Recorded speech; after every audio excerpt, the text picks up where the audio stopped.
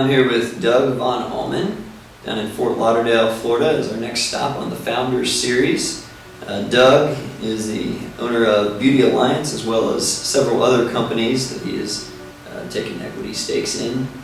Doug is a big supporter of the University of Kentucky Entrepreneurship. He has donated to the accounting school as well as the Center for Entrepreneurship, which is called the Von Allmen Center for Entrepreneurship. So this is our next stop in the Founders Series, and we're excited to talk to you, Doug. Good to be here. So before you owned the first company that you bought there, you were an accountant, and that's your background is accounting. Right. Out of college, I went into public accounting, and then I was financial officer with an insurance company. Went back with the same firm into public accounting, and by then I thought my life was in 4-year segments. 4 years in college, approximately. 4 years in public accounting, 4 years out, 4 years back. And then I went with Volkswagen Insurance Company as a financial officer for a little while. And during that time was looking to buy a company. And I talked a friend of mine into participating with me. Actually shared my salary with him. He worked full time, I worked half-time, or when I could. And eventually, after a year and a half, we bought a company. I was 37 years old. And I went in and I worked at the company. I was running it for about, I want to say 6 months. I turned to my partner and said, after a year and a half, I knew more about buying companies than running them. So let's hire somebody to run this company and go on and buy companies from there on. That was the last time I ever had a front door key to any of the companies. I think accounting is a great place to start a business because accounting is the language of business, the way you measure profits and a lot of other things. And also you get to see a lot of companies if you're in public accounting. You get to deal with the officers at a fairly high level.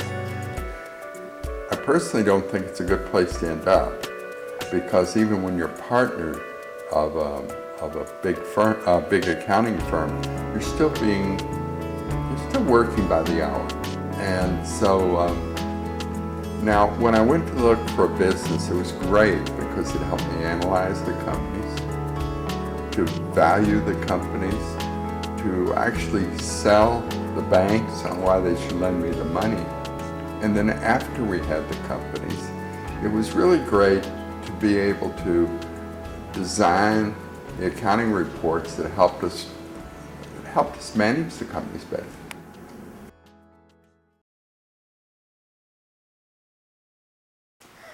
Well, I can remember working for 6 months and putting a lot of legal expenses into buying a company, and I thought it was the biggest company I'd ever buy and the greatest thing. I'd never seen anything like it. And the deal fell apart, and I was dejected, and I sat there and I spent some days looking at my life and deciding what I really wanted to do with it, and decided that I was still on the right path. I wanted to go buy more companies, and 6 months later I closed the company that was on a company that was even bigger than that. And so, but I'd say another mistake that I made was selling my company. I bought a lot of companies, but in the end I spent most of my time working on my beauty supply company. I actually put 23 companies apart, 23 companies, put them together. So I think my mistake was selling it to L'Oreal. And I say that because after you have a certain amount of money, every decision in your life is a lifestyle decision. I mean, you don't need more clothes, you don't need more food, you don't need another house or a car. And so everything's a lifestyle decision. And I guarantee you, striving is a lot more fun than arriving. I was born very, very poor family. I think I was 15 or 16 before the family ever had a car. And so I was always concerned with having a livelihood and making money. And so I think that led me to it. And also, I think another thing that led me to it was that I was really unhappy in public accounting. And I was trying to find out what I really wanted to do, and I decided that I really wanted to work for myself. The work wasn't that much different. It was just, I always just did what I thought was best to do at that particular time. I didn't have anybody else that would decide what was best for me to do. But I'm not sure if it's intelligence or luck. I really don't know. I really think that success is what one of my professors used to call screwing your mind down really hard. In other words, really thinking what you're trying to achieve and what's the best way to do it. When I decided that I wasn't happy in public accounting and that I wanted to move on, I actually went through about 3 months of continual thought and writing down my thoughts and rethinking it to decide. I finally decided I wanted to be on my own. I wanted to work for myself, but then decide what was the best way to do that. I think it's really important, no matter what you do, to really think about what you're doing and how to do it. And I think it's more important than any particular intelligence or luck.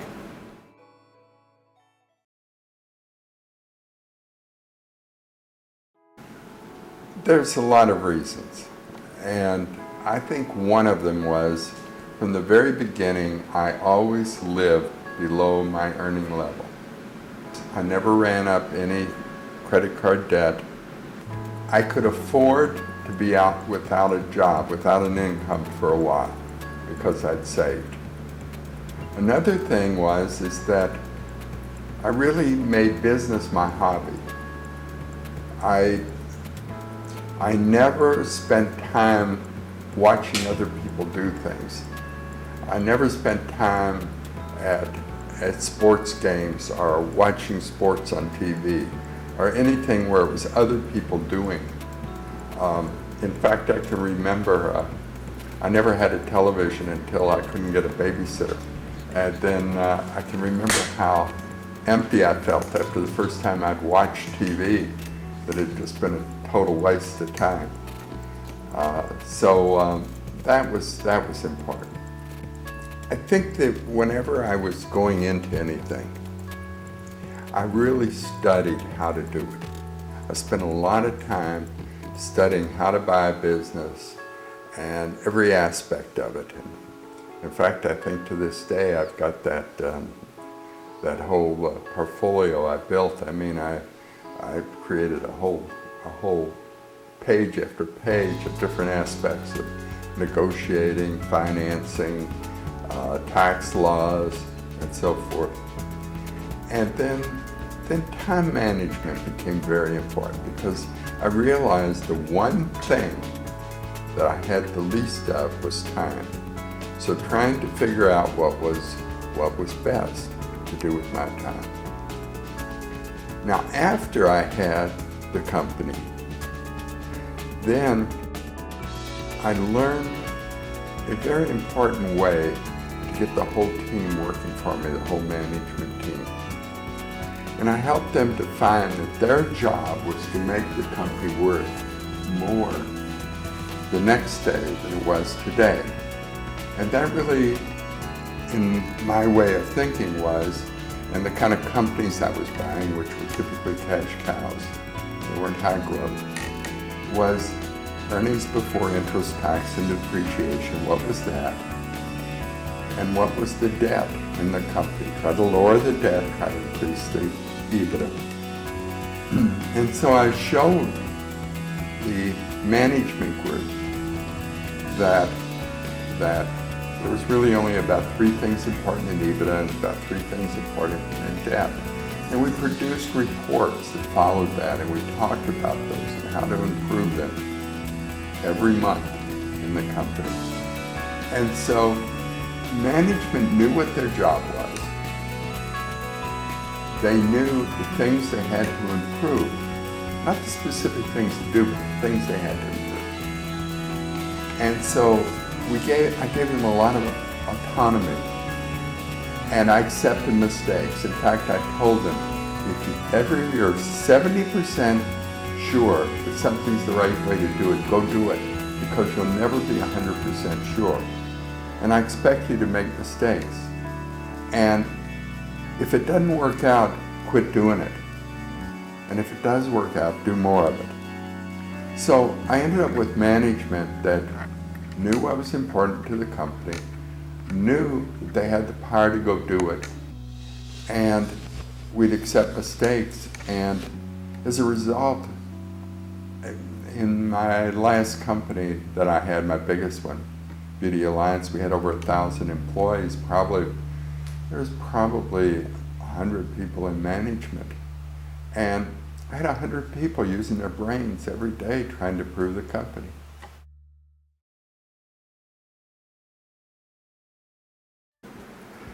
Ideas are easy.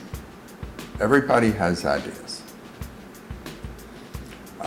It's the execution of those ideas and actually following up and doing it that's important. I don't guess this is an idea, but an example that's always been given is, can't anybody make a better hamburger than McDonald's? But yet they're the most successful hamburger chain in the world because of the execution. So that's, to me, it's executing on the idea. It's not the idea itself. And not to be discouraged if other people don't think it's a good idea. If they thought it was a good idea, they would have done it themselves. I think that's very important. I mentioned this before. If you're 70% sure, act, because you will never be 100% sure. And if you wait and get all the knowledge you need to try to be 100% sure, you'll never get anything done. And by the way, I'm told that that's what they train in our military academies. That if the officers think there's a 70% chance of succeeding, attack. Right. I don't know if this is good for everybody, but it has worked for me. I believe in failing very quickly. If something, I'm good at some things, I'm not good at everything. So if something isn't working for me, I quit doing it. I don't put more time and more money behind salvaging something just because I've got an investment in it. I put it aside and I go and try to find something that I'm good at. And then if it works, I try to do more of it. And I try to make more happen. I think a turning point in my life was when I set a dollar value on my time. I said, I am worth this much.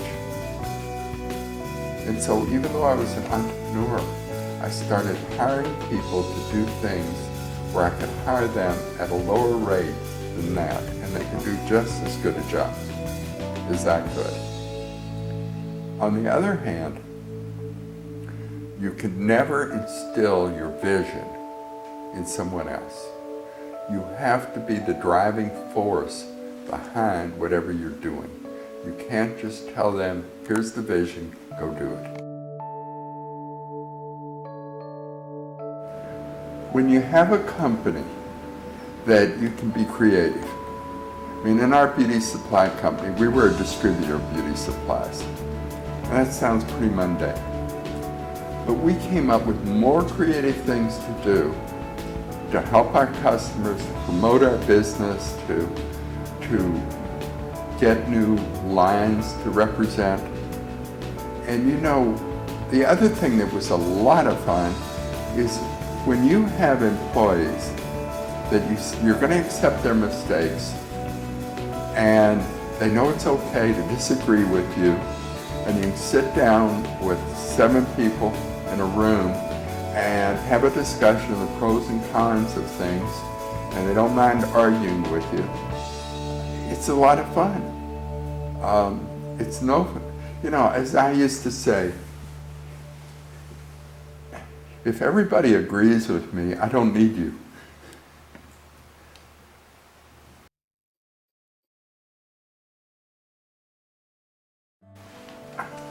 I gave some money to the University of Kentucky because when I went there, I got a lot of help, financial help that I needed to go to school. And then when I was doing that, I saw that they were starting this Entrepreneur Center, and that was kind of dear to my heart. I said, you know, I know what education does, but this sounds like something that could really help. So I was happy, and I've been amazed at what they've done there. I've just been totally amazed. And the number of companies they've helped get started, the financing they found for them. I just hope that they continue, and it, you know, as much as Kentucky, that it just helps. It helps people that are willing to go out and take a risk to succeed, to create entrepreneurs, and to take some of the technology that might be developed at the university and turn it into a business that stays in Kentucky rather than going off to other places in the country where there seems to be more entrepreneurs. The people that succeed, they not only help themselves, but they help the whole economy, they help everyone. You know, I had somebody once say, "Oh, Doug, this boat you have, this is a great boat. I bet you're really proud of it." And I was almost embarrassed when they said that, and I looked at them and I said, "No, I'm not proud of the boat. I'm proud of it that I've got 1,000 people that we employ, and they've got good jobs. And I think most of them have houses, and they're supporting families, and that's what I'm proud of. You know, this other thing is just, it's just something. It's nothing to be proud of." I've noticed a lot of people that have been driven to succeed when somebody tells them that they will never succeed. When somebody says, for whatever reason, their background or their education or whatever, and they set out to prove that person wrong.